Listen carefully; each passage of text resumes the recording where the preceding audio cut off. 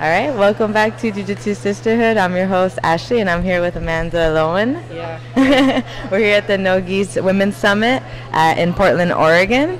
I just wanted to give them a little background before we get started. You just let them know, like, you know, where do you train out of? I know you own a gym now. Just let them know a little bit. Or soon. Okay, let them just give them a little background about you. I've been training for a little over 14 years. I started in Portland, and then I've been at 10th Planet Portland for the last 5 or 6 years. And now I'm in Central Oregon, and I'll eventually be opening up 10th Planet Bend. So you originated in this gym? Not this gym. I started about 10 years ago at a Straight Blast gym. Oh, okay, okay. Yeah. You said 10th Planet Portland, right? Yeah. Okay, yeah. so you did come here eventually, but you started over there. Okay, yeah. cool. And then I heard you're the first black belt of Portland, Oregon. First female black belt. It's cool. It's fine. I don't know. I was not necessarily focused on like getting a belt. I don't know. I fell in love with jiu-jitsu, and I just wanted to get really good at that. So you're just like, it just happened. It just happened. That's awesome. Okay, so then like, what are some pearls of wisdom that you would give to girls that are like in the beginning of their journey or just starting? Like, what's some wisdom that you could get to make them feel like inspired enough to stay in it? Because you know, a lot of girls do quit after a little while. Oh man, yeah. It's tough because I think a lot of us want to say that like jiu-jitsu is for everyone.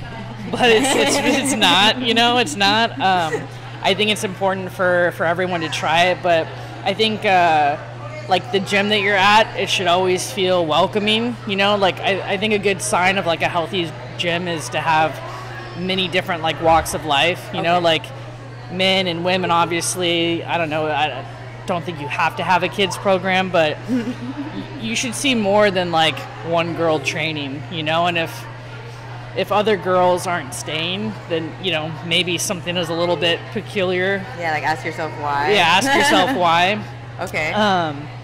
But I don't know. I think, like, just enjoy the process. I think so many of us, like, whatever we might be really good at outside of the gym, you have to kind of, like, leave that at the door because jiu-jitsu is not easy, you know? It's not. And obviously, like, some days are always going to be better than others, but like we chose like a really tough sport to do, you know. I don't know why we did this, but yeah. It's that never-ending puzzle, right? Like we want to solve, we want to solve this thing, but like you're never going to be able to solve all of jiu-jitsu. It's just something that you're going to learn how to like get better at and then simplify over time. So, and especially not alone, right? Like it always helps to ask people for help because you can't for sure. learn everything on your own. Yeah. Some people are just so stubborn to like take suggestions even, like for sure. And it's jiu-jitsu is one of those things where it's like I can't get better by myself. Like you have to have a team.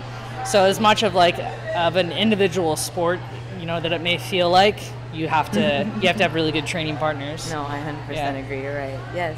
And then what about in the higher levels, like once you're like pretty much in there, like okay, for example, I'm a brown belt. So like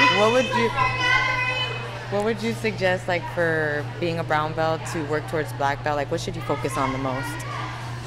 I think brown belt, you're, like, really kind of, like, honing in on what your game is. Okay. But I don't know. I think some people are, like, you know, generally it's like you're at brown belt and you're like, oh, I've been at brown belt for, like, 2 years. Like, I should probably be a black belt. But oh, that's how they think you mean? I think sometimes, you know, sometimes people, it's like if you're just in it for the belts, then it's going to take you like a really, really long time to achieve anything. And I understand like everyone wants those like mile markers, or they want to be like, they want to have their progress recognized. I get that.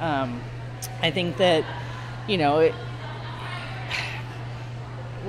just depends on like what your goals are. Like, I guess like refinement maybe, like you said, getting your game set and then like just refining those pieces. Yeah, refining those pieces is super important. And then if you want to like, do you want to take it and like just compete? Do you want to be like a super competitive black belt or a super competitive brown belt? Like that's fine, that's great. Like definitely focus on that. I mean, there's a ton of other aspects to jiu-jitsu as well. Like being able to coach is a completely different skill than being able to compete, right? Like definitely. I've seen like really high level competitors and they can't teach at all. And that's not their fault, but it's like because they've been focusing on themselves for how long, right? And it takes practice. Yeah. So I think at brown belt just continue like falling back in love with falling back in love with that jiu-jitsu, right? Because you see the white belts, you know, and they're in that honeymoon phase. They're like, I'll come like 4 times a day, 7 days a week, and then like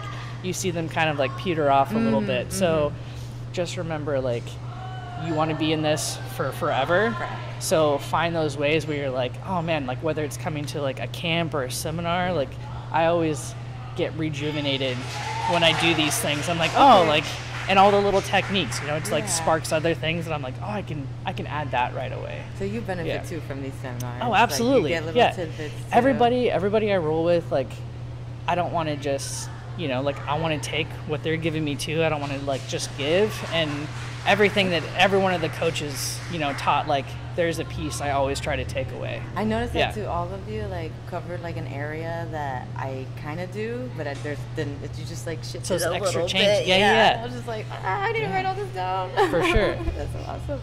Okay, and then I wanted to ask you, because you said the same thing, that you have competition nerves. Like I also have super competition nerves. So I do like to compete. Yeah. But I do still get nervous. Like, how do you deal with it? I know they said like exposure helps, which it does, but like it's still like nerve-wracking. It's super nerve-wracking for me, and I've competed like many times. Like I started jiu-jitsu in 2009, and I remember like 4 months after like I had just started training, like I competed, but like it was like fine back then, but like the better you get, like the more expectations like I put on myself. And I realize in my head, I'm always chasing this like perfect performance, which doesn't exist, because there's been times where like I've won matches and I'm like, that wasn't good enough.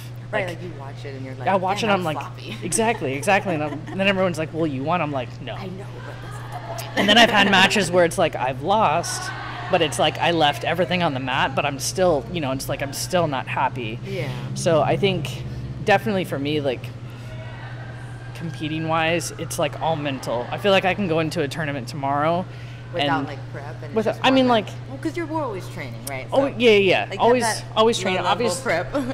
But like, for me mentally, and I think Elizabeth hit on this yesterday after she was teaching, but she's like, don't worry about like what happened in the past, don't worry about like what's going on in the future, like just be present. This moment. And one of my good training partners, Thomasina, I did one of the 80cc opens, and that's like one thing she was like telling me. She's like, you're just here, like just be present. And I'm like, oh yeah, like you can only control so much, right? I think like as humans, like we want to try to control everything, but I can't control what my opponent's going to do, but I can control how I'm going to react. So I try to be as present as possible. Yeah.